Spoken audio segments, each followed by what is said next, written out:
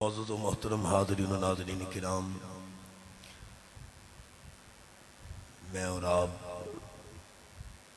अपने अज़ीज़ दीनी भाई जनाब मोहतरम मोहम्मद शकील अहमद सैफ़ी साहब मरहूम व मग़फ़ूर, उनके साले सवाब के हवाला से मुनक्कद होने वाली इस महफ़िल मुबारक में हाज़री का शरफ़ हासिल कर रहे हैं।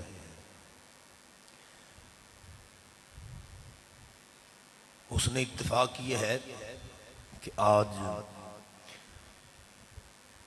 नए इस्लामी साल 1445 हिजरी का आगाज़ है और इस आगाज़ पर इमाम आदिल राशिद गईज़ुल मुनाफिकीन मुराद रसूल सुसर मुस्तफ़ा खलीफा दोम हज़रत सय्यदना उमर फ़ारूक आज़म रज़ी अल्लाह ताला अन्हु की शहादत का भी दिन है। तो इस मुनासबत से ये महफ़िल मुबारक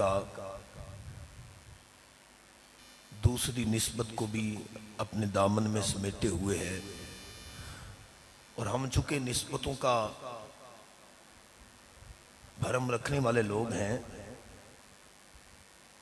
और हमारी पहचान ही निस्बत है, तो तीसरी निस्बत को भी अगर साथ मिला लिया जाए तो याद रखिए, जहाँ हमारी नज़र में निस्बतों का बड़ा मकाम व मर्तबा है, वल्लाह बिल्लाह तल्लाह लिल्लाह, अल्लाह के हुजूर भी वही बंदा कामिल व अकमल व मुकम्मल है जिसे किसी न किसी अल्लाह के वली की निस्बत संगत सोहबत मुयस्सर आ गई है। अल्लाह के हुजूर भी वही बंदा कामिल है। मैं तीसरी निस्बत का बयान करने से कबल अपनी इस बात की वजाहत के लिए सिर्फ ये बात ही अर्ज करना चाहूँगा कि जब फ़िरऔन गर्क होने लगा तो उसने मरते वक्त ये कहा, आमनतु बिरब्बी मूसा, मैं मूसा के रब पर ईमान लाया। तो अर्ज़ की गई बारी ताला ये अब मुसलमानों में शुमार होगा? फरमाया नहीं, ये काफिर था, काफिर है और काफिरों में ही शुमार इसका रहेगा। पूछा गया क्यों मालिक, तुझे तो मान गया है? फरमाया मैंने अपना आप तो मनवाना ही नहीं है, मूसा जिसने तुझे नहीं मानना उसने मुझे कब मानना है जी। तो ये निस्बत है, वो तो मूसा अलैहिस्सलाम थे, वो मूसा जिनकी परवाज़ का ये आलम है कि नबी करीम अलैहिस्सलाम फरमाते हैं, जब शबे मेराज मैं आसमानों की तरफ जा रहा था तो मररतु बिक़ब्रि मूसा फ़इज़ा हुवा क़ाइमुन युसल्ली फ़ी क़ब्रिही, फरमाया मैं मूसा करीम की कब्र के नज़दीक से गुजरा तो मैंने देखा मूसा अपनी कब्र में खड़े होकर नमाज पढ़ रहे थे। जब करीम आका अलैहिस्सलाम मस्जिद अक्सा पहुँचते हैं तो वही हज़रत मूसा नबी पाक अलैहिस्सलाम की इक़्तिदा में नमाज पढ़ते हैं।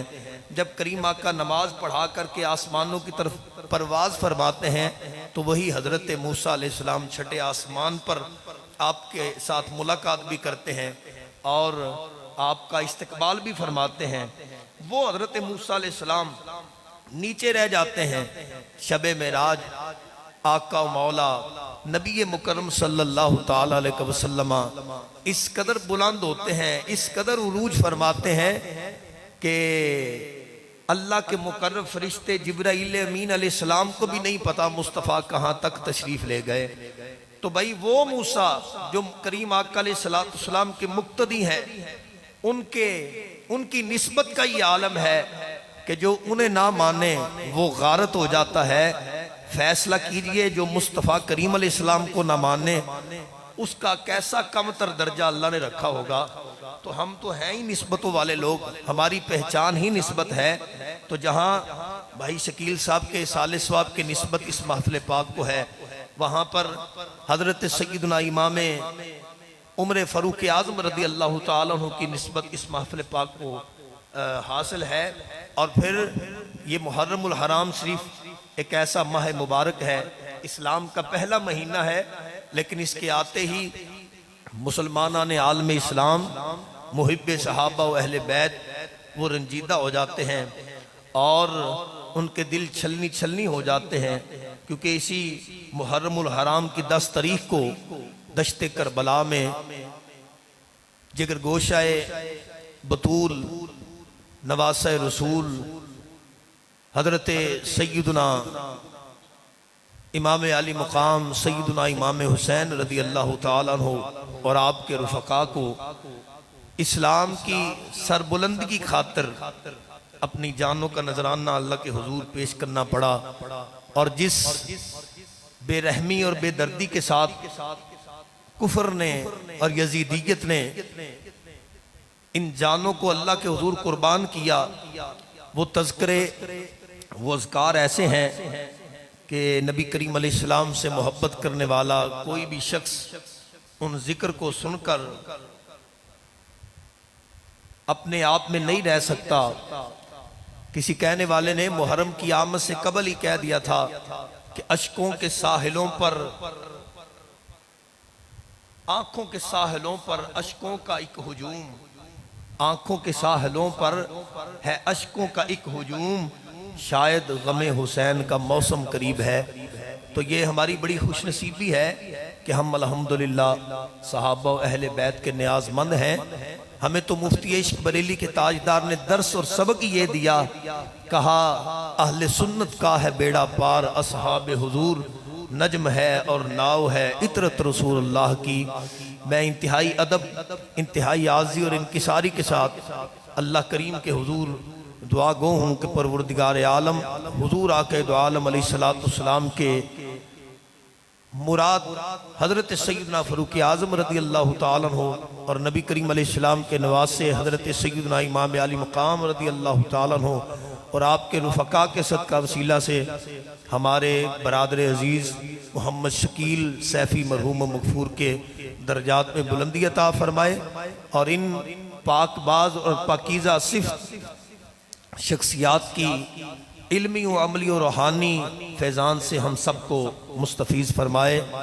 खूबसूरत महफ़िल पाक में अल्हम्दुलिल्लाह जहाँ पर सूफ़ी बासफ़ा खलीफा मजाज आस्ताना आलिया नक्शबंदिया सैफिया हज़रत किबला सूफ़ी मोहम्मद खलील अहमद नक्शबंदी सैफ़ी साहब सदारत फरमा रहे हैं। वहीं पर मद्दाह हबीब किबरिया जनाब मुज़म्मल हुसैन सैफ़ी साहब वो नबी करीम अलैहिस्सलाम के हुजूर हदिया नाज़ पेश करने के लिए हमारे दरमियान जलवा फरमा है। बुलबुले बाग मदीना जनाब मौलाना मोहम्मद अली सैफ़ी साहब वो भी तशरीफ़ रख रहे हैं। मैं बरसबील तज़किरा एक और वाक़या आप हज़रात की समाअतों के हवाले करता चला जाऊँ। जानशीन मुहद्दिस आज़म पाकिस्तान शेखुल मशाइख हज़रत क़िबला काजी मोहम्मद फ़ज़ल रसूल अहमद कादरी रज़वी रहमतुल्लाहि ताला अलैह तो अपने उम्र के आखिरी हिस्से में मौलाना मुफ्ती फ़ज़ल रसूल साहब मिलने के लिए तशरीफ़ लाए। तो हज़रत काजी मिल्लत रहमतुल्लाहि ताला अलैह ने इरशाद फरमाया, मौलाना आप जब अपने पीर साहब का जिक्र करते हैं तो बीसियों अलक़ाबात के साथ उनके नाम को मुज़य्यन कर देते हैं। किसी नकीब को दावत देना हो, किसी नात खां को दावत देनी हो, किसी कारी को दावत देनी हो तो भाई जीनतुल कुर्रा, आलमी शोहरत याफ्ता और पता नहीं कौन कौन सा अवार्ड याफ्ता।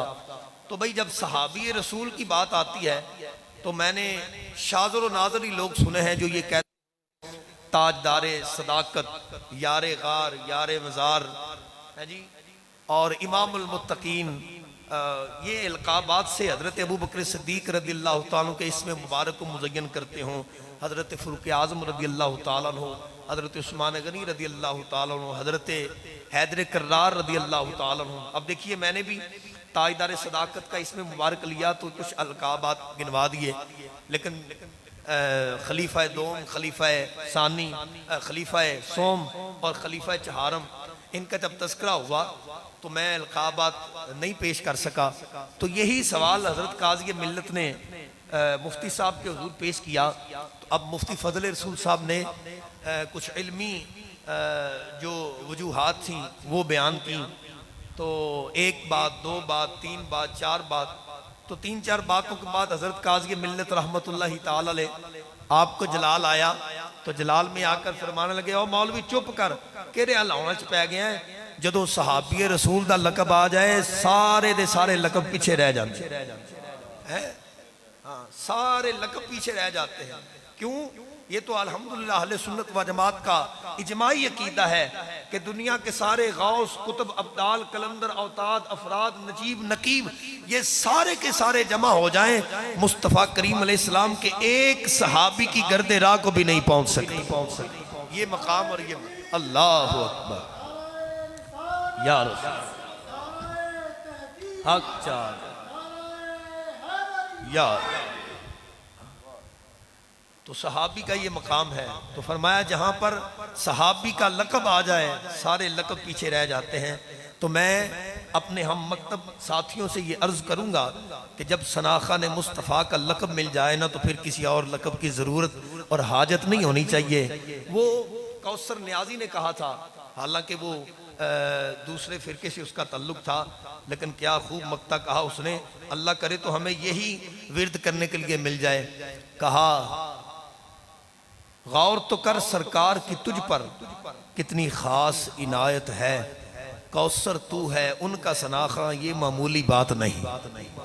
कौसर तू है उनका सनाखा ये मामूली बात नहीं। और आला हजरत सरकार फाज़िल मुहद्दिस बरेलवी रहमतुल्लाह अलैह के हुजूर अगर फैज़ हासिल कर लिया जाए तो जब बंदा इस बात को महसूस करना शुरू कर देगा मैं मुस्तफ़ा का मदहा निगार हूँ और मैं मुस्तफ़ा करीम अलैहिस्सलाम का सना खां हूँ, तो आला हज़रत सरकार फरमाते हैं नबी सरवरे हर रसूल व वली है, नबी राजदारे अल्लाह ली है, नकीरैन करते हैं ताज़ीम मेरी, आका फिदा हो के तुझ पर ये इज्जत मिली है, फिदा हो के तुझ पर ये इज्जत मिली है।